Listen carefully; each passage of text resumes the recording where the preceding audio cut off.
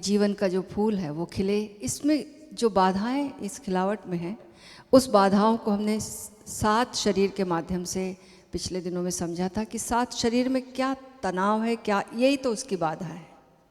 क्योंकि यही हमारी जो जीवन ऊर्जा है, कुंडलिनी ऊर्जा है, इसके ऊर्ध्वगमन में हर्डल है, रुकाव पैदा करती है। जैसे कोई पानी के फ्लो को एक चट्टान मिल जाए, चट्टान सामने है, बड़े बड़े रोड़े हैं, तो बाधा आएगी। ठीक ऐसे ही इस जीवन ऊर्जा को बाधा आती है ऊर्ध्वगमन में, अपने गंतव्य तक पहुंचने में, सहस्त्रार तक। तो पहला शरीर जो हमारा है, जो जानते हैं हम, भौतिक काया, इसकी बाधा क्या है? कहाँ हमारी जीवन ऊर्जा अटकी रह जाती है और ऊर्ध्वगामी नहीं होती कि हम जो हैं वो हमको एक्सेप्ट नहीं है, हम कुछ और होना चाहते हैं।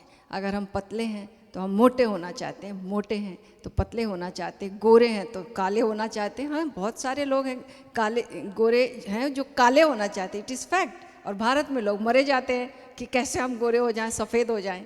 ये हम जो है, कोई ताकतवर है तो बोलेगा कि मैं बहुत मोटा हूँ, कैसे मैं ज़्यादा बुद्धिमान हो जाऊँ। और बुद्धि और ताकत एक साथ नहीं मिलती, ऐसा ही है। तो क्योंकि ऊर्जा कहीं बुद्धि पे चली गई, ताकत आ गई इधर, तो जरूरी नहीं है कि पहलवान बुद्धिमान नहीं होते। तो बुद्धि है तो मांसपेशियां नहीं है, मांसपेशियां ज़्यादा है तो ताकत बुद्धि में कम चली गई। तो कुछ ना कुछ यहाँ पर कमी है। तो हम जो हैं वो नहीं होना चाहते, कुछ और होना चाहते, और इसी में पूरा जीवन व्यतीत कर देते हैं कुछ और होने में, और यहीं पर ऊर्जा खर्च करते रहते हैं, यहीं फंसी रहती है बात। तो इसके लिए उपाय समझ है, हम जो हैं उसको एक्सेप्ट करो। एक बेला का फूल बेला का फूल है, गुलाब का फूल गुलाब का फूल है, सभी फूल हैं। वो इंग्लिश वाला फूल नहीं, सभी फ्लावर हैं, ये वाला। तो सभी फ्लावर्स हैं, सभी फूल हैं ना। तो तरह तरह के फूल हैं, एक्सेप्ट इट। हर एक की सुगंध अपनी, हर एक की ब्यूटी अपनी है, और हर एक दूसरे के कॉम्प्लीमेंट्री है।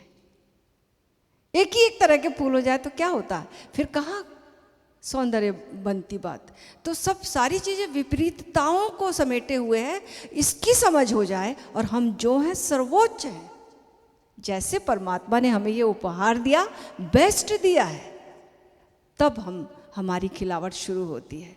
ये समझ विकसित हो जाए, अब यहाँ से ऊर्जा मुक्त होती है। हम कुछ और होने में अपने जीवन के शक्ति को व्यय नहीं करते, हम जो हैं उसके होने को फ्लावरिंग देते हैं।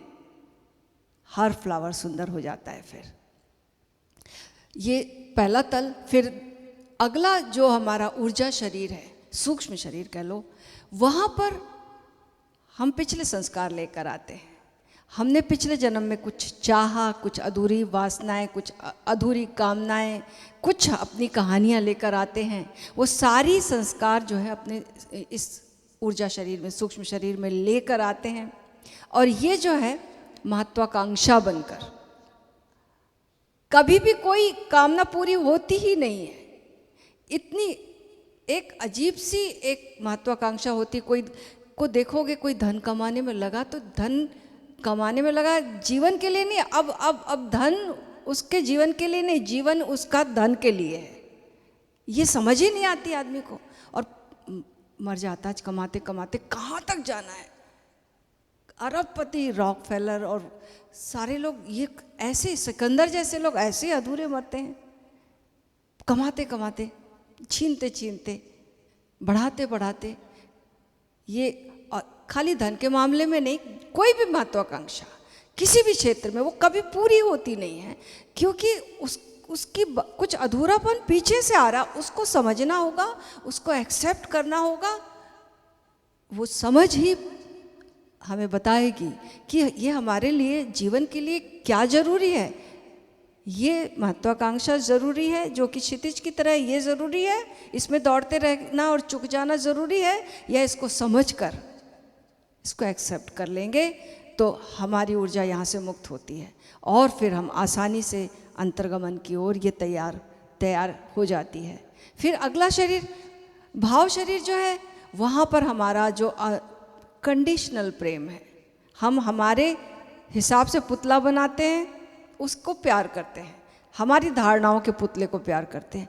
हमारी धारणाओं के पुतले से कैसे प्यार कर सकते हैं? हमारे जैसे हमने किसी और को आरोपित किया, वो वैसा कैसे निकल सकता है? वो कभी वैसा नहीं निकल सकता। जब फिर हमें लगता दूसरे ने धोखा दिया। दूसरे ने धोखा नहीं दिया, हमारी धारणाएं हमने आरोपित की थी वो टूटी। व्यक्ति तो वही का वही है, हमने आरोपण किया था वो टूटा। तो ये धारणाओं के हिसाब से जब हम प्रेम करते हैं, कंडीशनल प्रेम करते हैं, पजेसिव प्रेम करते हैं, ये प्रेम जो है ये यहाँ की बाधा है। यहाँ पर ये तनाव पैदा करता है और इस तनाव में हम कोई अच्छा मिलेगा, हमारी जो धारणा उस हिसाब से, उस कंडीशन से सारे ज़िंदगी भर प्रेम ढूंढते रहते हैं और ढूंढते रहते हैं, और हम प्रेम देने में उत्सुक नहीं होते, लेने में उत्सुक होते हैं, और बात यहीं पर अटकी रह जाती है। यहाँ से ऊर्जा मुक्त ही नहीं होती आगे ऊर्ध्वगामी होने के लिए। उसके बाद मनस शरीर है। अब यहाँ पर हमारे पास विपरीत धारणाएं हैं, विपरीत मान्यताएं हैं। हम समझ से तो समझते हैं कि परमात्मा निराकार है, लेकिन हमारे धारणाओं में, हमारे घर में बचपन से हमने जो देवी देवता देखे थे, जो कंडीशनल प्रार्थना देखी थी, मांग वाली प्रार्थना देखी थी, वो सब भी जारी है। और ये भी जारी है कि हमें पता भी हो गया कि प्रार्थना यानी धन्यवाद का भाव। ये दो विपरीत धारणा है। इधर मांगने वाला भिखारी मन भी बैठा हुआ है, और उधर समझ से पता चल गया कि हम तो सम्राट हैं, हमारे पास, हम तो सम्राट हैं, हमारा खजाना हमारे भीतर। ये भी पता है, ये भी पता चल गया कि प्रार्थना जो है अहोभाव है। विचार से पता चल गया है, लेकिन अभी पिछली जो मान्यताएं और धारणाएं विपरीत, दो विपरीत कंट्रास्ट में जब धारणाएं और मान्यताएं, दो विचार जब चलते हैं, विश्वास जो चलते हैं, ये यहाँ पर तनाव पैदा करते हैं हमारी मनस्काया में, मानसिक शरीर में। तो यहाँ पर समझना होगा कि जो मन की जो आदत है, पूरब भी जाना है, पश्चिम भी जाना है, द्वंद्व में ही टूटता जा रहा है आदमी। कश्ती में छेद है, सागर में आंधियां, आशा का जहर पी सो रहा है आदमी। ये हमारी स्थिति है। हमें समझना होगा, जितना सुलझाओ उतना उलझ जाता है। धागों के गुच्छे सा हो गया है आदमी, दूर से लुभाता है, पास से चुभाता है, कैक्टस के झाड़ सा हो गया है आदमी। वो जो भीतर कुछ है, हम बाहर कुछ हो गए हैं।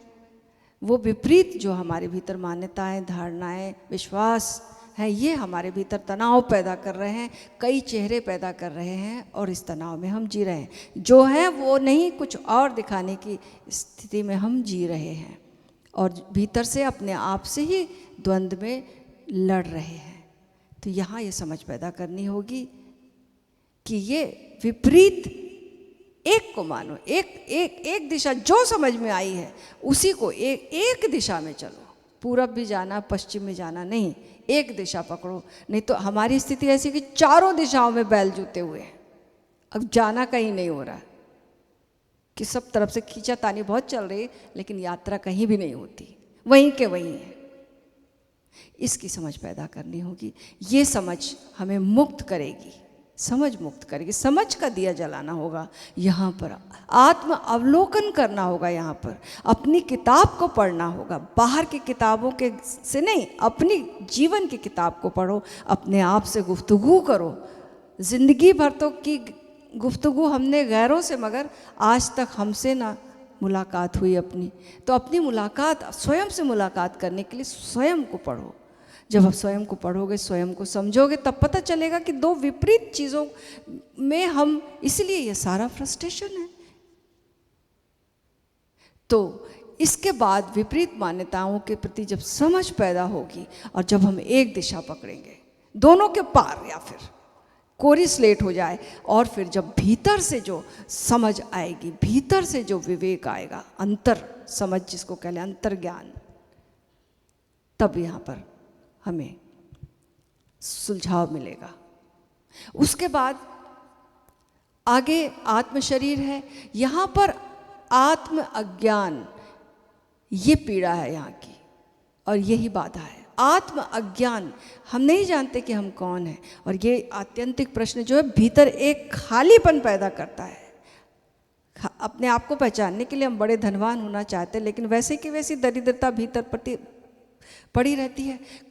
कुछ भी ये जो भीतर का गैप है, जो खालीपन है, इसको हम आत्मज्ञान को हम बाहर के ज्ञान से भरना चाहते हैं। बाहर के ज्ञान से जितना भरेंगे, बाहर का ज्ञान तो भर गया, लेकिन वो तो पता ही नहीं है भीतर कि मैं कौन हूँ। वो उत्तर जब तक नहीं मिलेगा तब तक संतुष्टि, कंटेंटमेंट नहीं आएगा, वो खालीपन रहेगा। तो इस खालीपन को पहले स्वीकार करो कि मैं अज्ञानी हूँ, हम नहीं जानते कि हम कौन हैं। बाहर के प्रश्नों से मत भरो अपने आप को, अपने भीतर आप जानने के लिए अपने भीतर जाएंगे। अपनी अज्ञानता को स्वीकारना, अपने खालीपन को एक्सेप्ट करना, और फिर यहाँ से ऊर्जा ये मुक्त होती है, अब जानने की ओर चलती है फिर। और यहाँ पर जब हम पाते हैं आत्मज्ञान, इसके बाद अगला जो स्टेप है ब्रह्म शरीर जो है, यहाँ पर अब यहाँ पांचवें शरीर में अस्मिता रह गई थी, अब यहाँ पर अहम ब्रह्मास्मि ये उत्तर मिलता है। ये अस्मिता पीड़ा दे रही थी,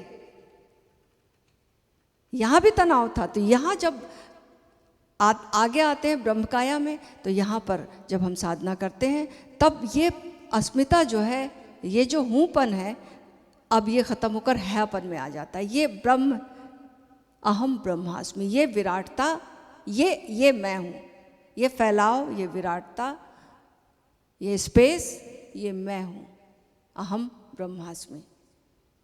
ये गूंजता हुआ संगीत, ये मैं हूँ। ये उत्तर तो मिल गया अभी, लेकिन फिर भी अभी भी यहाँ पर एक तनाव है, अभी भी ये होने का।